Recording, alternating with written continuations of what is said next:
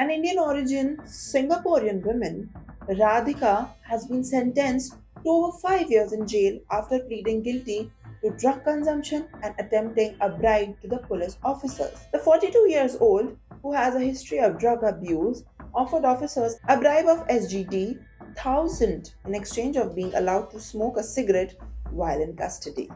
According to the state's time, Radhika had been in and out of prison since 2018 on the drug related charges. Well, she was last convicted in 2020 for consuming meth and sentences for 3.5 years in jail. But in 2022, she was released on bail and placed under a 5 year redemption period. However, she was rearrested in July 2023 after a urine test showed the traces of meth again. Although she was charged and released on bail shortly after, Radhika repeatedly failed to attend the court hearings and skipped mandatory urine tests. She was eventually arrested again in October 2022. During her arrest on 4th of October 2022, Radhika was permitted to smoke a few cigarettes. When she asked another cigarette as the police vehicle neared the destination, officers refused.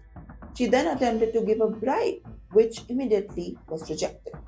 The Singapore court sentenced Radhika for 5 years, 8 months of jail, and 4 weeks in prison. In addition, she will serve another 256 days behind the bars for breaching a remission order. Well, this case highlights Singapore's strict stance on drug offense and corruption. Authorities said her repeated violations and attempt to influence officers with money showed a disregard of the law.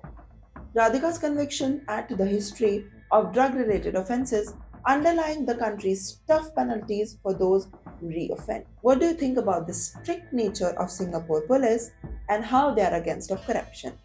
Make sure to comment down below, and if you like such content, subscribe to World On. Thanks for watching.